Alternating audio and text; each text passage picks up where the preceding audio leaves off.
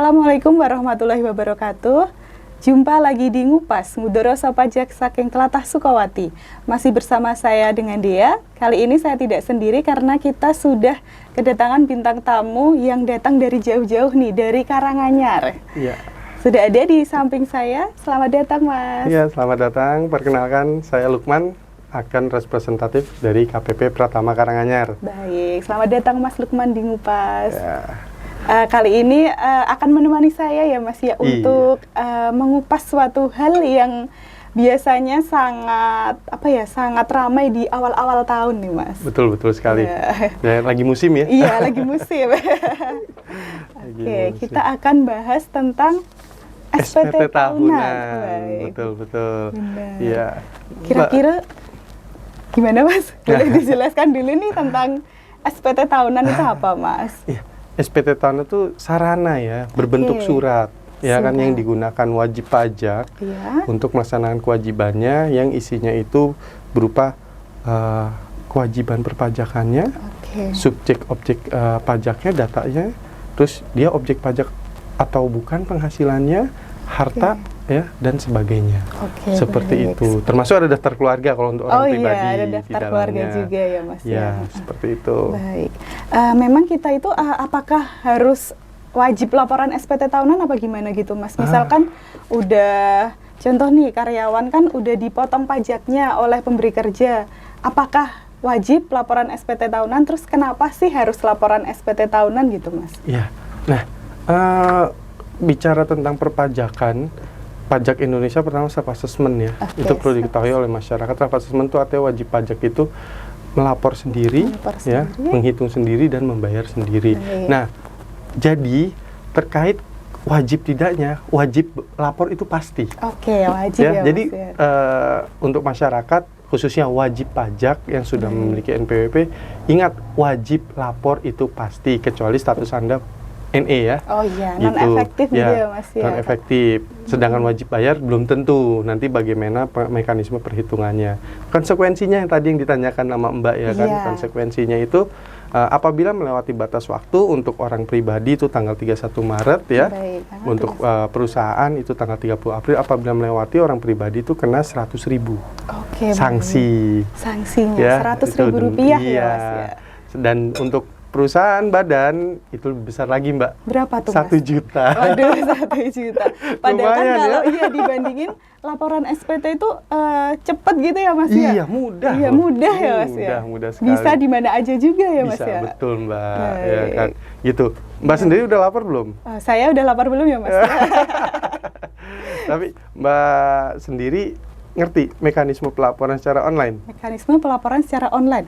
Kalau saya tahunya di website pajak.go.id ya Mas ya. Iya. Tapi boleh nggak sih Mas dijelasin lebih lanjut tuh gimana tuh Mas mekanismenya?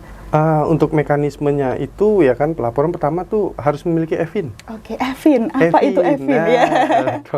Ya kan, itu EVIN itu bisa di suatu ini ya, electronic identification number lah ya. Dia nanti ada berupa nomor-nomor tertentu yang 10 digit ya Mas? 10 digit. Ya, 10 betul. digit. Itu bisa minta di KPP atau KP2KP maupun nomor-nomor yang nanti tertentu di nomor-nomor layanan tertentu. Itu ada. Di rekening pajak kalau nggak salah juga bisa ya? Iya, bisa. Iya, di rekening pajak bisa. Ya kan. Nah, sudah mengajukan permohonan aktivasi EVIN ya kan, sudah punya EVIN-nya, mengajukan permohonan aktivasi EVIN. Nanti kalau sudah login ke DJP online. Login. Ya, login ke DJP online, lalu nanti tinggal buat SPT. Tinggal buat SPT. Cara-caranya tuh banyak sekali di YouTube kalau mau. Iya, ya banyak kan? ya Mas. Banyak sekali. Mau lihat tutorialnya di YouTube banyak. Yang resmi dari Direktorat Jenderal Pajak juga ada. Yang teman-teman praktisi pajak yang bikin YouTube juga ada. Ya kan gitu. Termasuk teman saya beberapa ada yang aktif YouTuber, orang pegawai juga nih. Dia mengedukasi masyarakat secara langsung dengan ada tutorialnya gitu. Tutorialnya dia bikin. Itu keren. Nah, masyarakat bisa coba lihat di YouTube. Siap Mas. Itu. Selain apa ya Mas ya? Selain tadi untuk daftar akun pajak kan butuh EVIN nih Mas. Terus kalau udah habis daftar, udah bisa mulai laporan SPT tahunannya. Terus misal cara menentukan jenis formulirnya itu gimana nih Mas? Saya nih misal saya pegawai punya usaha juga gitu, apa beda-beda formnya atau gimana? Ya, berbeda. Untuk wajib pajak yang memiliki penghasilan di bawah 60 juta, baik, ya, itu menggunakan SPT dengan formulir 1770 SS. Oh iya, SPT 1770 SS. Ya kan, itu sangat sederhana sekali ya kan, gitu. Dan kenapa kok bisa sangat sederhana, Mas? Ya karena memang indikasinya adalah penghasilan di bawah 60 juta. Baik. Ya kan? Nah, terus untuk pegawai yang dipungut dipotong pajaknya oleh misalnya kayak pegawai negeri, ASN, karyawan swasta itu pakai 1770S. Ya, 1770S. Sedangkan 1770S. Untuk usahawan 1770. Oh iya. Ya kan, formulirnya agak berbeda karena dia juga ada beberapa lampiran yang berbeda. Ya kan.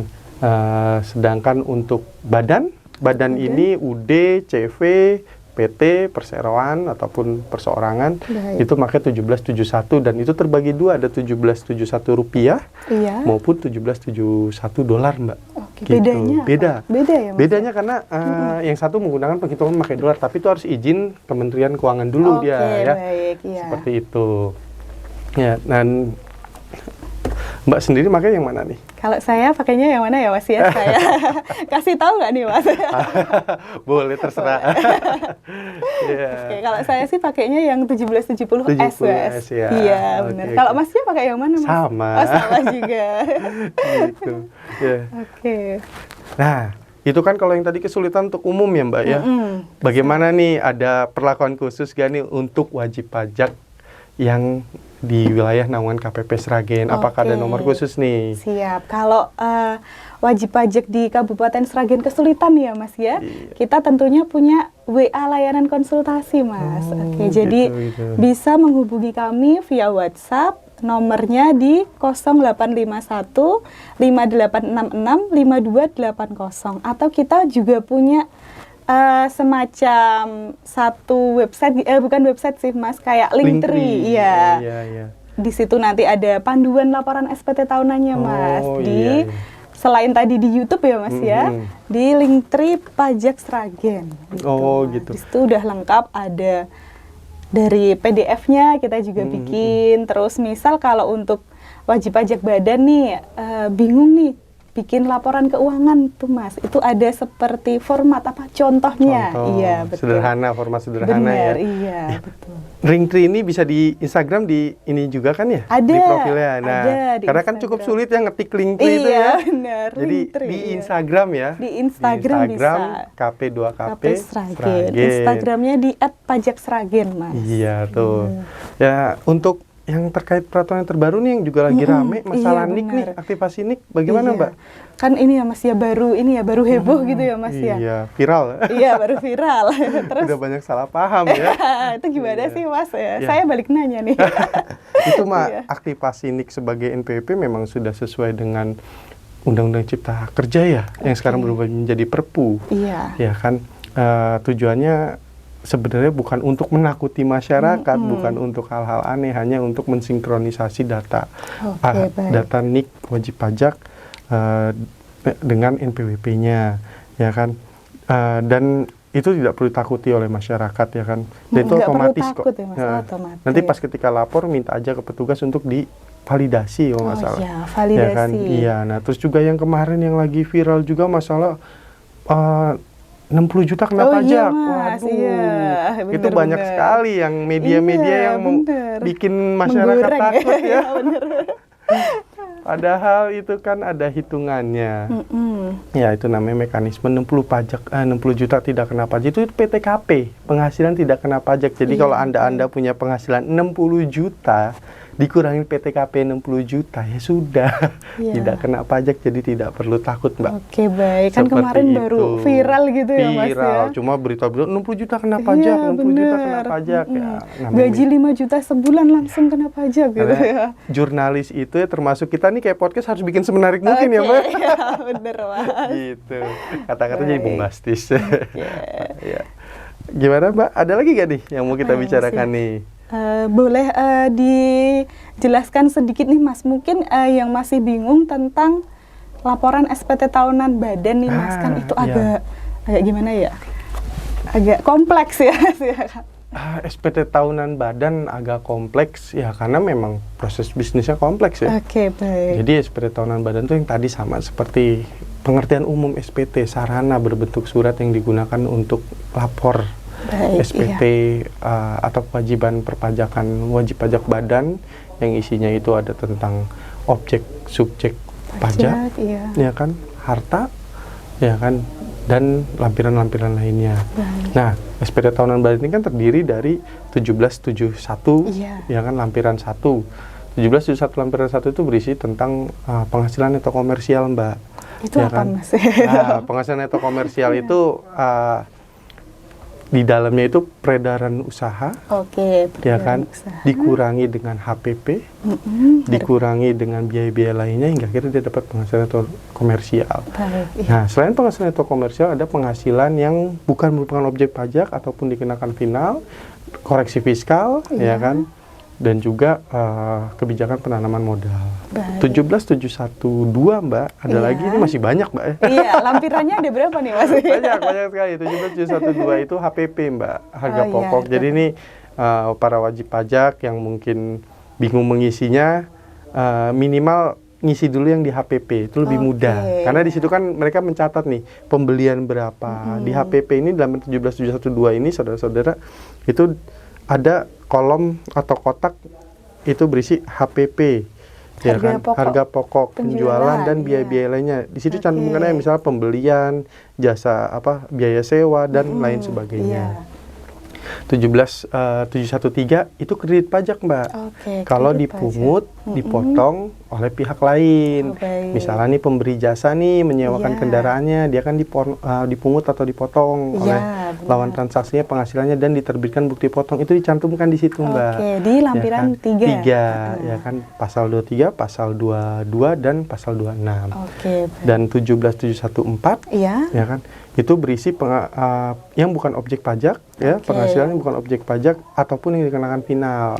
Nah, misalkan kalau kita lihat PP 23 tahun 2018 ya, itu ada namanya tuh kewajiban untuk termasuk perusahaan ya, itu 0,5% itu bisa dicantumkan di situ, Mbak, yang penghasilan dikenakan final. Iya. Tapi itu loh, Mas, yang apa sih PP 23 tahun 2018 itu kan ada, kalau yang PT cuman bisa sudah selesai. Sudah selesai ya. Iya, kalau yang terdaftar. Jadi sejak terdaftar. Sejak terdaftar. Jadi kalau misalkan dia terdaftar 2018 ya dia sudah tidak bisa menggunakan, Mbak. Baik. Ya kan, CV 4 tahun. Ya kan, PT 3 tahun. Benar. Seperti itu. Terus 17715. Itu pemegang saham dan pengurus. Pemegang saham dan pengurus. Terus 17716 itu tentang afiliasi, ya kan, atau hubungan istimewa. Tapi kayaknya masyarakat sini belum sampai sana ya. Benar. Ya kan. Dan lampiran 1 sampai dengan lampiran 8A, lampiran khusus 1 sampai dengan lampiran 8A. Lampiran 1 yaitu yang menurut saya sih harus diisi itu penyusutan, daftar harta, penyusutan. Ya kan. Dan juga lampiran 8A itu biasanya tentang laporan keuangan yang sifatnya rekapitulasi sederhana. Nah, selain SPT tadi nih yang formulir besar lampirannya, itu juga harus dilengkapi dengan laporan keuangan, Mbak. Itu wajib wajib untuk badan. Nah, yang tadi Mbak bilang di Linktree itu ada yang sederhana ya. Contoh sederhana. Contoh sederhana ya, untuk wajib pajak kalau kesulitan bisa dari Linktree. Ya kan, tapi ini saya hanya memberikan penjelasan secara umum. Baik. Terkait laporan keuangan itu kan kita mengacu pada IAI ya, Mbak ya. Ya kan, atau SAK, standar akuntansi keuangan. Kalau kita bicara secara saklek ketentuan itu ada minimalnya laporan keuangan itu, Mbak. Maksudnya gimana? Minimal kelengkapannya ya, minimal kelengkapannya jadi tidak hanya laba rugi dan neraca. Jadi kan selama ini mungkin wajib pajak laporan tuh laba rugi neraca. Benar. Gitu. Padahal di standar minimal IAI atau SAK itu adalah laba rugi neraca, arus kas, ya kan, perubahan modal, ya kan, gitu, dan juga uang masuk uang keluar, CALK, kan, catatan laporan, ya kan, gitu. Seperti itu. Tapi pasti masyarakat keberatan kalau seperti itu. Iya. Cukup sederhana aja. Laba rugi, neraca, daftar penyusutannya diisi. Oke, ya baik. Kan? Gitu, seperti itu. Ada lagi nggak Mbak yang mau ditanyakan? Kalau tadi kalau 1770 sama 1771 itu pakai itu ya Mas ya, pakai e-form gitu ya Mas ya? Bisa Ya, pakai e-form. kita download, terus diisinya bisa offline ya Mas ya? Bisa offline, nanti tinggal di-submit ketika online. Iya benar.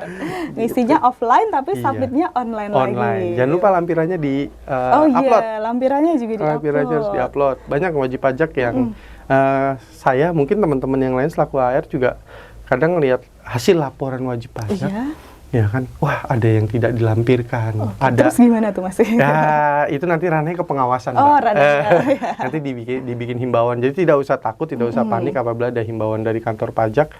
Karena kantor pajak ini menghimbau, mengingatkan wajib pajak untuk membetulkan laporan SPT-nya, bukan langsung punishment, Mbak. Seneng dong ya Mas, harusnya malah diingatkan, diperhatiin gitu ya. Kurang sayang apa kantor pajak ya. Oke Mas, terus nanti kalau udah selesai nih, udah selesai ngisinya, upload lampirannya, tinggal isi token, kirim, terus nanti buktinya? Ada nanti di email Di BPE. email, oke. Ya kan, atau di akun di JP Online ya. Oke, siap. Seperti ya, itu. Ya kan? Oke, udah sekarang udah tinggal online semua ya Mas ya? Udah. Wah, sudah online semua, zaman sudah berubah. Benar. Oke, baik Mas Lukman, tadi kan kita udah bahas tentang laporan SPT tahunan, sama kita tadi udah menyinggung sedikit tentang pemadanan NIK sebagai NPWP ya Mas ya. Kemudian kira-kira yang terakhir nih Mas, ada pesan-pesan untuk wajib pajak khususnya di Kabupaten Sragen dan Karanganyar nggak Mas? Pesan-pesan untuk wajib pajak yang terdaftar di KPP Karanganyar dan Sragen ya, kedua kabupaten ini. Iya. Segera lapor. Oke, baik. Ya kan, karena jangan menunda-nunda atau bahkan nggak lapor. Kalau nggak lapor ya pasti kena sanksi ya. Tadi besar. Kalau menunda-nunda, terkadang itu pas datang lapor KPP ataupun KP2KP lagi penuh. Atau ya jaringannya? Kan? Jaringannya error, ya kan. Jadi kalau bisa segerakan dan mudah kok di genggaman tangan. Tinggal klik-klik tinggal klik-klik seperti itu. Cukup itu aja sih Mbak pesan-pesannya. Jangan lupa laporan SPT tahunan. SPT tahunan maksudnya itu, SPT tahunan. Jadi kalau untuk wajib pajak semua nih khususnya di Kabupaten Sragen masih ada kendala atau kesulitan, bisa menghubungi di WA layanan KP2KP Sragen atau pantau di sosial media kami di @pajaksragen, Instagramnya, Twitternya juga sama di @pajaksragen atau di Facebook kami di KP2KP Sragen. Jangan lupa juga untuk terus menyaksikan Ngupas karena kami akan terus menyajikan info-info perpajakan terbaru dan juga bisa tanya-tanya juga nih Mas. Boleh komen juga boleh di YouTube kami. Baik. Terima kasih banyak Mas Lukman sudah hadir menemani saya untuk membahas tentang SPT tahunan. Saya Dia. Saya Lukman. Pamit undur diri. Wassalamualaikum warahmatullahi wabarakatuh.